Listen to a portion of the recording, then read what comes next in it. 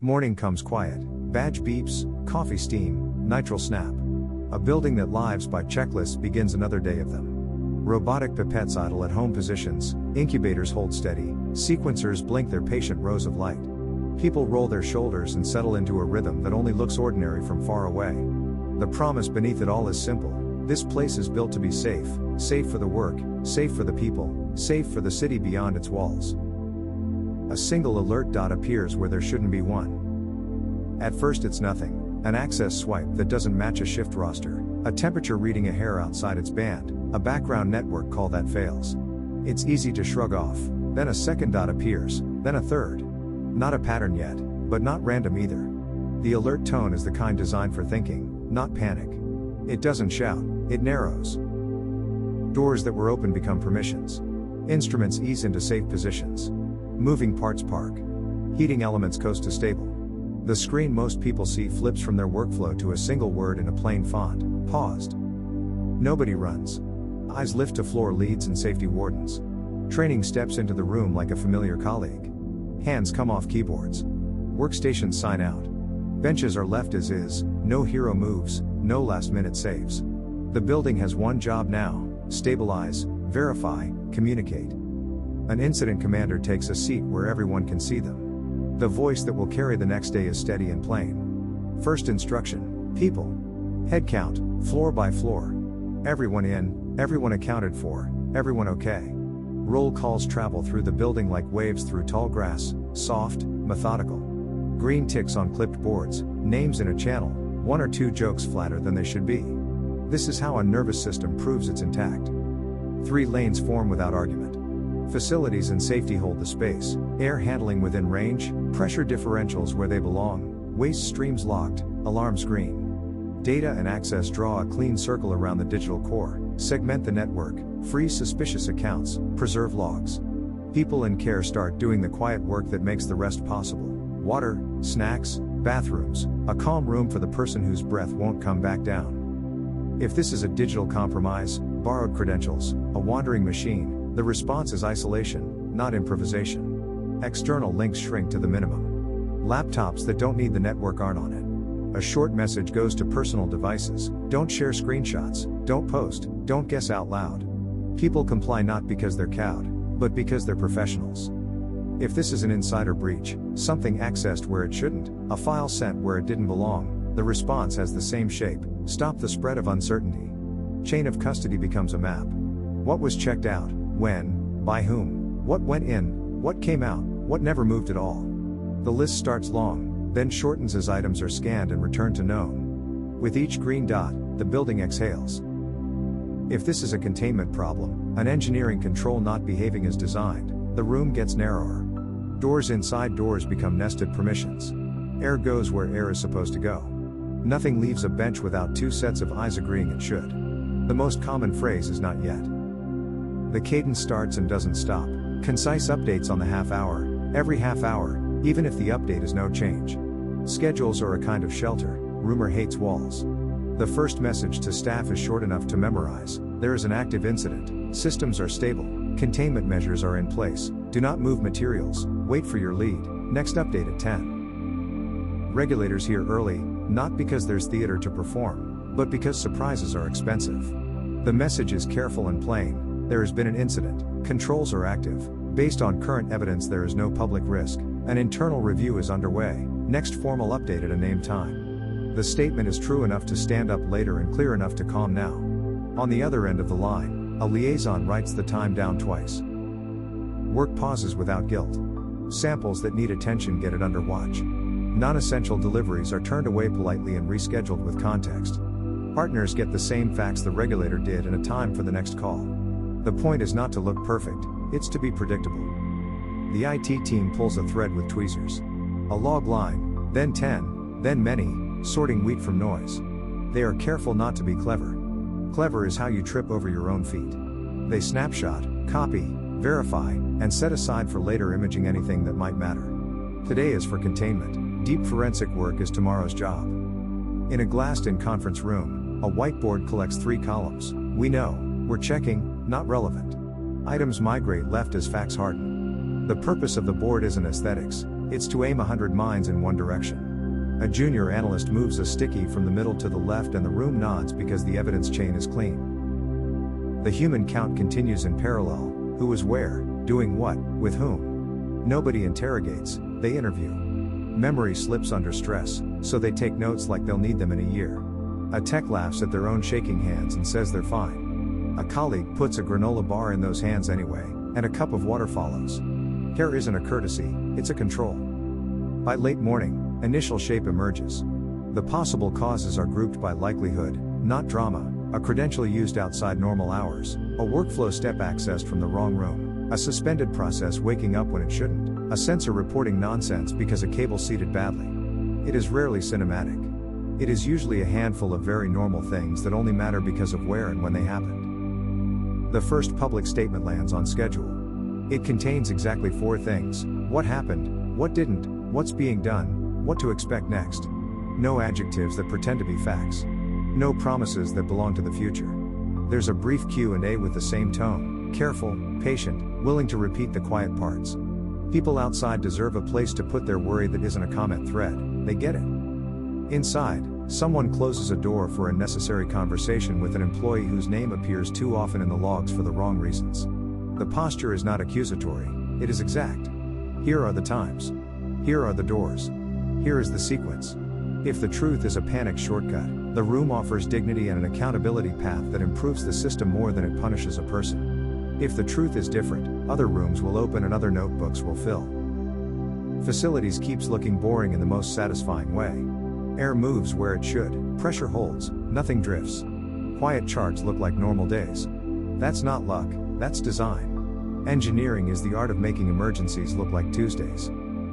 After lunch, the building holds a short, recorded staff briefing. Everyone sees the same slides in the same order: a timeline, a map with green sections that outnumber amber ones, a list of questions that will be answered later with dates attached.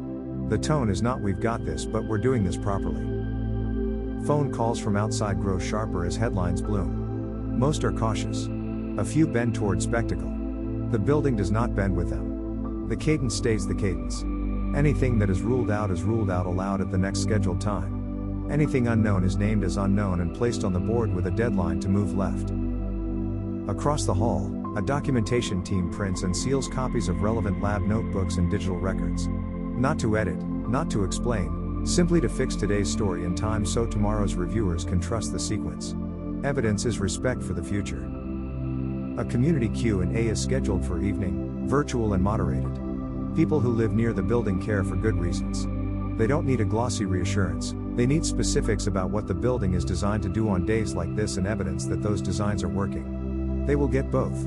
The person answering will explain without equipping, describe without instructing, and stop a question where it drifts from concern into guidance. Mid-afternoon brings the day's only real argument, and it's a good one. It's about restart. Not whether, but how and when. One voice is eager. Another is cautious. A third is procedural: we will draft the plan as if it will have to stand in front of a jury.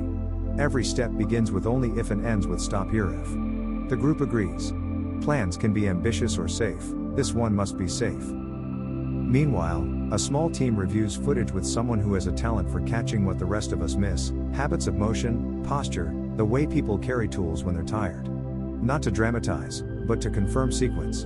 Another team cross-checks badge data against HVAC logs and workstation sessions. It's tedious. It's also how you turn stories into facts. By late afternoon, the picture sharpens. A temporary permission that should have expired didn't. A device that should have asked for a second check didn't. The timing of these 2 mundane failures intersected with a task that needed a tighter boundary than it got. There is no villain in that sentence. There is a system learning where it was generous when it should have been precise. The second statement of the day adds detail and removes speculation. If an element has been ruled out, it is ruled out aloud. If an element has been contained, the containment is described in plain language any neighbor could understand. The building declines to speak about specifics that do not matter to public safety and promises to publish a summary when the review is complete.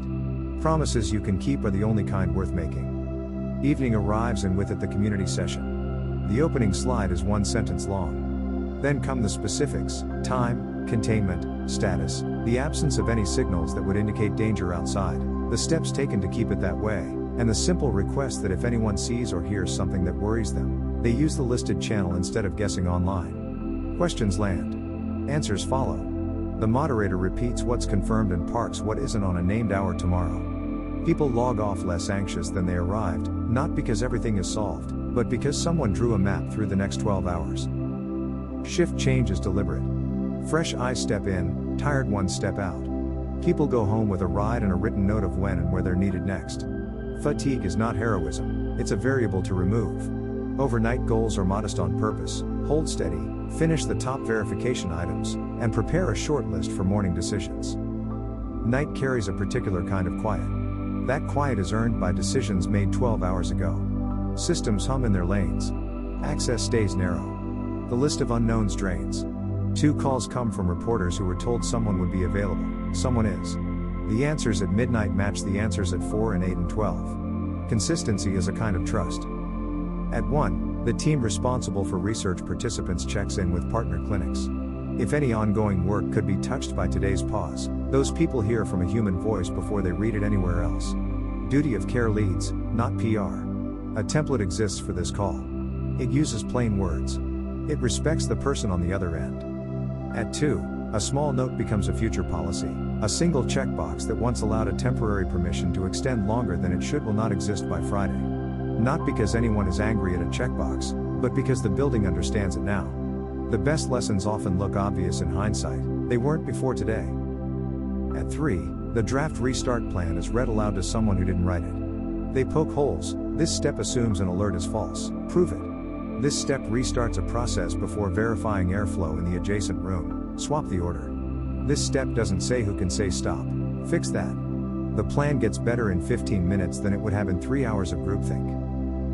At 4, the security team creates sealed bundles of preserved logs and recordings labeled for later review. The goal isn't to solve everything by dawn, it's to make sure tomorrow's investigators have a clean, complete record they can trust. Evidence gathered carefully tonight will save days of grief next month.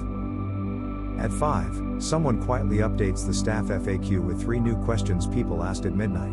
The answers are short and sober. No one will read the entire document. That's fine. The person who needs the right paragraph will find it and act on it. Dawn turns the glass walls pale. The city outside looks the same because that was the point. Inside, people look like people do after a day that tested character more than capability, drained but steady. The morning message fits on a phone screen without scrolling. Incident contained, no injuries, no public impact identified. Full review in progress, preventive changes scheduled, next update at noon. It goes to staff, regulators, partners, and the public at the same time. Simultaneity is part of fairness. There is one more meeting before noon and it matters more than the rest. It's the debrief about tone. Not the words spoken to the press, but the words spoken to each other. Did anyone feel pressed to act faster than the plan allowed? Did anyone feel unseen? Was there a moment when pride got in front of safety? The answers become a paragraph in a report and a sentence in the next drill. Down the corridor, a camera catches a small habit that matters, a gloved hand closing a latch fully that had drifted, a printout taped cleanly at a level that will save a future visitor 5 minutes, someone holding a door for someone whose hands are full, a gesture so human it doesn't look like safety work until you consider what spills. If this day has a hero, it isn't a person, it's a stack of decisions that look small when they were made. Training that was tedious last month. A drill that didn't impress anybody last week. A policy written by someone who insists on verbs. A culture that prizes the apology that arrives an hour early over the announcement that arrives a day late. It's never glamorous. It's how complicated things stay safe. Near noon, as promised, the building will stand in front of neighbors, press, and regulators and say what it knows, what it doesn't, and what it's doing about both. It will make space for anger and fear and questions that arrive dressed like accusations because people care about their families more than anyone's feelings. It will answer the question beneath the questions. Are we safe? The answer will be as honest as physics allows. Today, yes. Tomorrow, here's how we keep it that way. After that, there will be interviews, and reviews, and memos that only 3 people read but all 3 people matter. There will be new signs and retired ones. There will be 1 less checkbox and 2 more people with the authority to say stop. There will be an onboarding slide that changed because of this day and a student 2 years from now who never knows which sentence kept them calm in a drill. And there will be a lab that goes back to work, not because nothing happened, but because something did. and the people inside treated that something like a test they intend to pass every time. The first 24 hours end the way any good story of risk management should, with routine restored, lessons recorded, and a future slightly safer for the fact that we faced what could go wrong and chose, methodically, what would go right.